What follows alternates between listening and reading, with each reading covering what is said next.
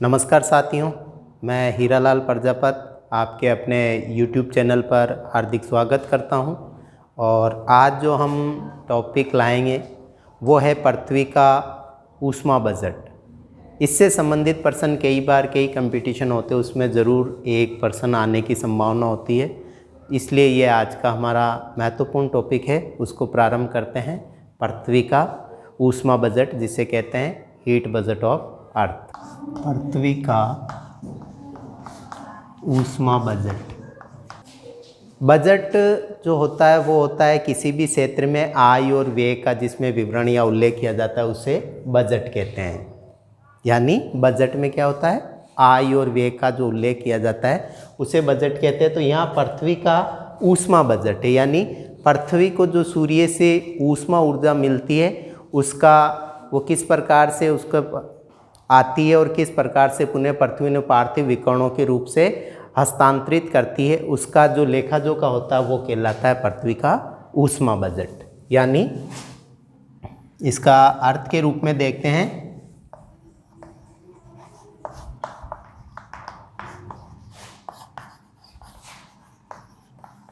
यह है ऊष्मा बजट की परिभाषा या अर्थ। यानी पृथ्वी जो ऊष्मा सूर्य तप के रूप में प्राप्त करती है उसी को पुनः पार्थिव विकरणों के रूप में लौटा देती है। अर्थात पृथ्वी जो ऊष्मा ग्रहण करती है उसका न तो संचय करती है और न उनका क्षय करती है। यानी जितनी ऊष्मा वो सूर्य से प्राप्त करती है उतनी ऊष्मा पार्थिव विकरणों के रूप में पुनः अंतरिक्ष में लौटा देती है। इसी को पृथ्वी का ऊष्मा बजट कहा जाता है। अब जब यानी कोई भी आकाशीय पिंड है तो वो सूर्य से जो ऊष्मा ग्रहण करता है वो लघु तरंगों के रूप में करता है। किस रूप में करता है? लघु तरंगों के रूप में। यानी जो ऊष्मा प्राप्त करते हैं वो लघु तरंगों के रूप में प्राप्त करते हैं और पुनः जो वापस उन जो ऊष्मा ग्रहण करते हैं उनको जब अंतरिक्ष में लौटाते हैं तो उन्हें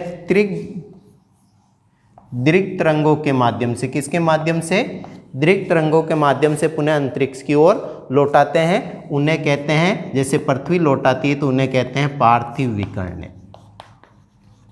पार्थिव विकर्ण।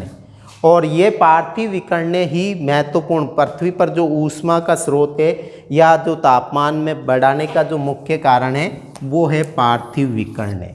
यानी सूर्य से जो हमें लघु तरंगों के रूप में जो ऊष्मा मिलती है वो वायुमंडल को गर्म करने में सहयोग बहुत ही कम करती है। लेकिन वायुमंडल का जो ऊष्मा का मुख्य स्रोत है, यानी वायुमंडल जो गर्म होता है पृथ्वी का, वो मुख्य रूप से पार्थिव विकरणों के द्वारा ही वायुमंडल गर्म होता है। इसीलिए वायुमंडल में जैसे जैसे हम ऊंचाई की ओर जाते हैं तापमान घटता जाता है। क्यों? क्योंकि नीचे की परतें जो पार्थिव विकरणों से तीव्र गति से गर्म होती, जैसे जैसे ऊपर जाते हैं पार्थिव विकरणों का प्रभाव कम होता जाता है। इसीलिए तापमान की घटने की दर बढ़ती जाती है। और जो तापमान घटने की दर है ऊंचाई की ओर वो है 165 मीटर की ऊंचाई पर, प्रति 165 मीटर की ऊंचाई पर 1 डिग्री सेंटीग्रेड तापमान कम होता है।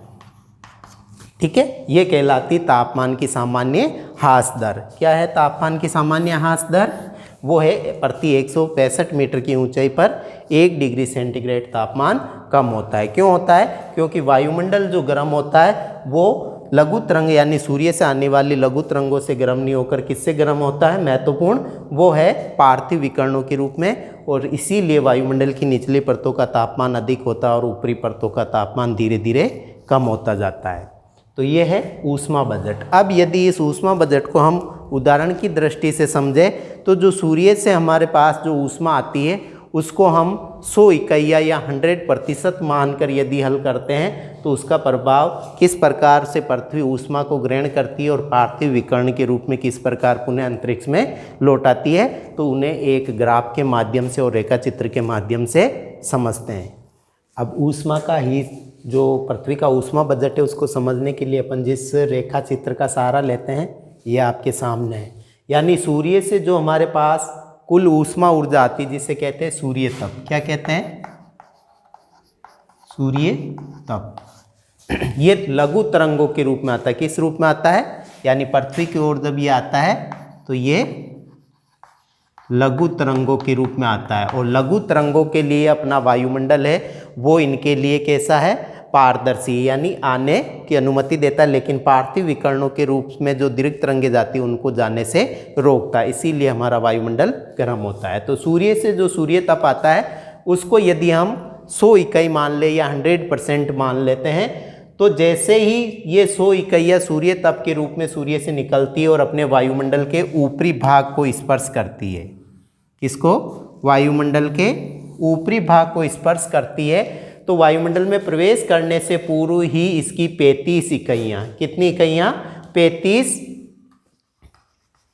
इकाइयाँ जो है वायुमंडल में प्रवेश करने से पूर्व ही अंतरिक्ष में लौटा दी जाती है।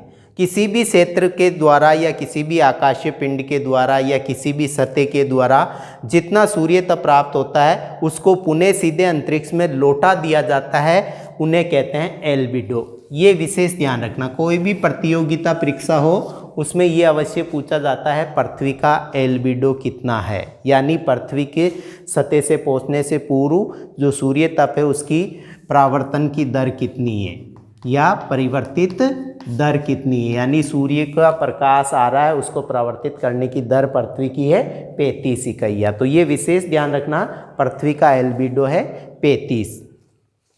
अब ये 35 किस किस रूप में होता है, तो सबसे पहला है वो है 27 इकाइयाँ जो है वो बादलों के द्वारा, जो वायुमंडल में उच्च आकाश में जो आपके बादल होते हैं जैसे पक्षाप, मेघ वगैरह ये होते हैं जो काफ़ी ऊंचाई पर होते हैं, इन बादलों के द्वारा, क्योंकि जैसे ही सूर्य का प्रकाश उन बादलों से टकराता है और उन्हें पुनः वो अंतरिक्ष की ओर लौटा देता है। तो 27 इकाइयाँ बादलों के द्वारा, 6 इकाइयाँ वायुमंडल की जो ऊपरी परतें हैं उनके द्वारा प्रकाश का परावर्तन भी होता है और परिकिरणन भी होता है, यानी वायुमंडल की जो ऊपरी परतें हैं उसमें प्रकाश का परिवर्तन भी परिकिरणन भी होता है और परावर्तन भी होता है, उसमें 6 इकाइयाँ नष्ट हो जाती है और बची हुई 2 इकाइयाँ हैं वो है उच्च हिमाद्रित क्षेत्र, यानी जो वायु पृथ्वी के धरातल पे काफ़ी ऊंचाई पे जो ऊंचे उठे हुए पर्वत है जैसे हिमालय पर्वत है, आल्प्स पर्वत है, रॉकीज पर्वत है, या ध्रुवीय क्षेत्रों में जो ऊंचे उठे हुए पर्वतीय क्षेत्र है, उन क्षेत्रों के द्वारा जैसे ही प्रकाश की किरण या सूर्य तप उनसे टकराता है तो पुनः अंतरिक्ष की ओर लौटा दिया जाता है, परावर्तित कर दिया जाता है। तो उच्च हिमाच्छादित क्षेत्रों की है 2 इकाइयाँ। तो इस प्रकार से 27, 6, 33 और 2, 35 इकाइयाँ। तो पृथ्वी का एल्बिडो है 35। अब ये वायुमंडल से पहुंचने से पूर्व ही अंतरिक्ष में पुनः लौटा दी जाती है, तो पीछे बचती है 65 इकाई।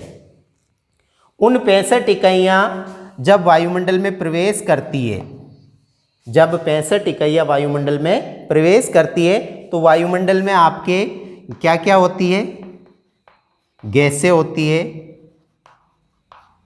धूल के कण होता है और जलवाष्प होती है, ठीक है, और आपके आकाशीय पिंडों की राख होती है। ये चीज़ें जो वायुमंडल का निर्माण करती है, जो वायुमंडल के संगठक कहलाते हैं, ये तत्व जैसे ही ये 65 इकाइयाँ वायुमंडल में प्रवेश करती है तो ये एक तो इनका अवशोषण कर लेते हैं और जो सूर्य तप है उसका परावर्तन भी करते हैं और परिकिरणन भी करते हैं, यानी फैलाने का काम भी करते हैं और अवशोषण का काम भी करते हैं। तो इनकी 65 में से 14 इकाइयाँ वायुमंडल द्वारा अवशोषित कर ली जाती है।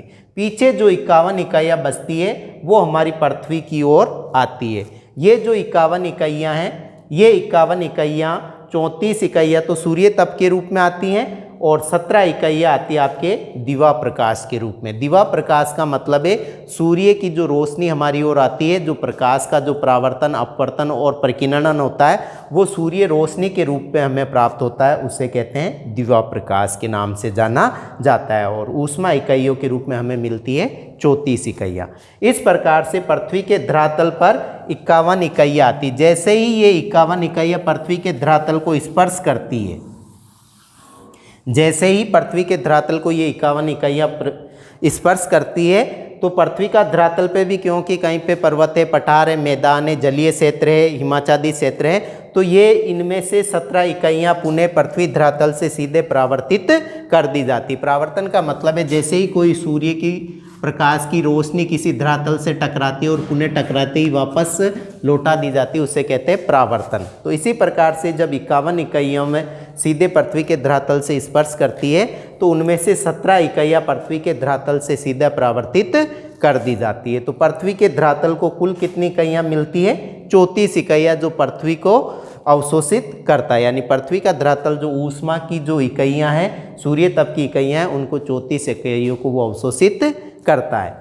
अब इन 34 इकाइयाँ पृथ्वी को जो सीधे पृथ्वी धरातल ग्रहण करती है और पृथ्वी का धरातल गर्म होता है और गर्म होने के बाद आपके पुनः इनको अंतरिक्ष में लौटाता है, क्योंकि पृथ्वी न तो ऊष्मा का संचय करती है और ना ऊष्मा का क्षय करती यानी विनाश करती। जितनी सूर्य से वो ऊष्मा ऊर्जा प्राप्त करती सूर्य तप के रूप में, उतनी ही पुनः वायुमंडल या अंतरिक्ष में लौटा देती है। इसीलिए इसे ऊष्मा बजट कहते हैं। अब ये 34 इकाइयाँ किस रूप में पृथ्वी सतह के धरातल की ओर विकृत करती है?